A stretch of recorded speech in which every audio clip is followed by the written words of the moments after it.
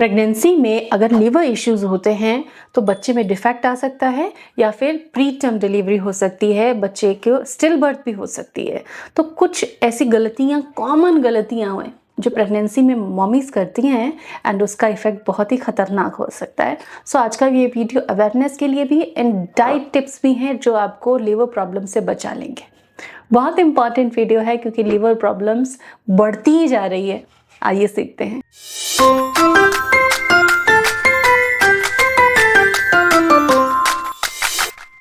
Hello and welcome to YouTube mom. I hope आप सभी happy हैं, चेयरफुल हैं, अपनी प्रेगनेंसी को एंजॉय कर रही हैं।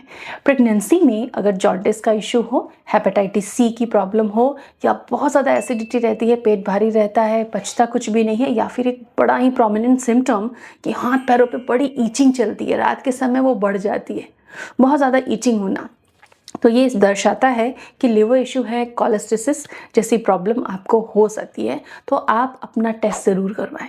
सबसे पहला स्टेप आपका क्या होना चाहिए ऐसे लक्षण होने पर कि आप अपना लीवर फंक्शन टेस्ट जरूर करवाएं। अपने डॉक्टर से जब फॉलोअप लेने जाएं तो इस चीज़ को डिस्कस कर लें।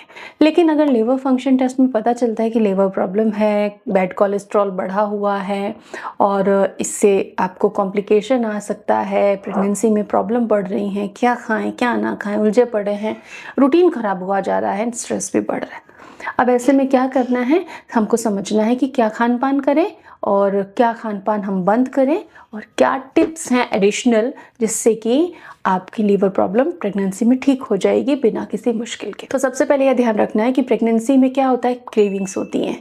क्रेविंग जब होती है तो हम बहुत क्रेविंग्स को पैम्पर करने के लिए अलग अलग चीज़ें खाते हैं।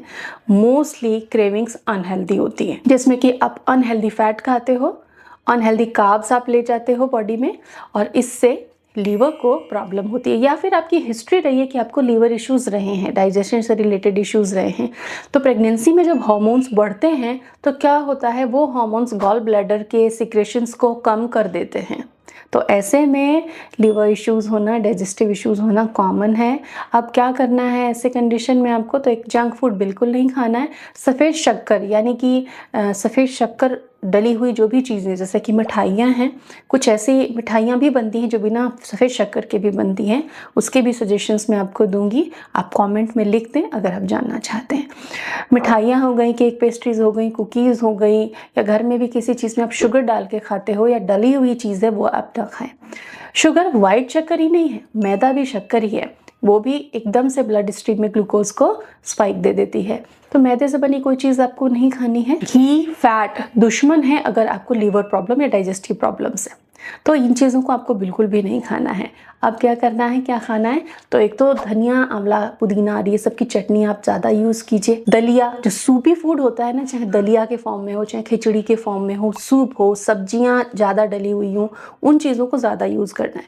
थोड़े टाइम के लिए गेहूं का आटा आप रोक सकते हैं। चावल, बाजरी का दलिया, ज्वार का दलिया, इडली, इन चीज़ों का आप इस्तेमाल करें। लाल मिर्च पाउडर आप अवॉइड करें, ब्लैक पेपर का आपको इस्तेमाल करना है। पानी ज़्यादा पीना, सलाद ज़रूर खाना है 1 या 2 बार। इसके अलावा आप क्या कर सकते हैं, 10-15 ml से 25 ml तक आंवले का जूस लेना है, 1 गिलास पानी में उसको मिलाना है, काला नमक डालना है और उसको पीना है खाली पेट जब आप होते हैं तब। इसके अलावा एक और ज़बरदस्त रेमेडी है कि मूली के पत्ते लेने हैं। सर्दियों में आसानी से मूली के पत्ते अवेलेबल है। मूली के पत्ते आपको लेने हैं, उस पत्ते को थोड़ा काटना है, जैसे 1 कप आपने मूली के चॉप्ड लीव्स ले ली, धोकर साफ करके चॉप कर लीजिए और उसको 1.25 कप पानी में बॉईल किया। वो जब लगभग 1 या 1 कप से थोड़ा कम रह जाए, छान लीजिए। पिसा हुआ मिश्री पाउडर उसमें ऐड कीजिए। डले वाली, धागे वाली मिश्री आपको लेनी है, उसका पाउडर घर में बनाना है और उस पाउडर को ऐड कीजिए और उसको काढ़े की तरह, चाय की तरह उसे पीजिए। ये लीवर के लिए टॉनिक है एंड प्रेगनेंसी में सेफ है और लीवर प्रॉब्लम को ठीक कर देगा। तो डाइजेशन भी अच्छा हो जाएगा, लीवर इश्यूज भी ठीक हो जाएंगे, आपके इन्फेक्शंस में भी आराम मिलेगा। तो 15 डेज तक इस मूली के पत्ते की टी को आपको लेना है। अगर ये प्रॉब्लम बढ़ जाती है तो क्या हो सकता है, प्री टर्म समय से पहले या तो डिलीवरी करानी पड़ेगी, बच्चे में डिफेक्ट आने के चांसेस रहते हैं, बच्चे का ग्रोथ रेस्ट्रिक्ट हो सकता है। तो इन प्रॉब्लम से बचने के लिए प्रेगनेंसी क्रेविंग्स पर हमारे सारे वीडियो देखें, जिससे कि आपको पता चले कि किस क्रेविंग का क्या मतलब है, कौन सी क्रेविंग हो रही है तो मुझे क्या खाना चाहिए और अपनी क्रेविंग्स को हेल्दियर वर्जन में कैसे आपको कन्वर्ट करना है जिससे कि प्रेगनेंसी अच्छी जाए। बच्चे का डेवलपमेंट अच्छा हो। Hope it helps you. Thank you.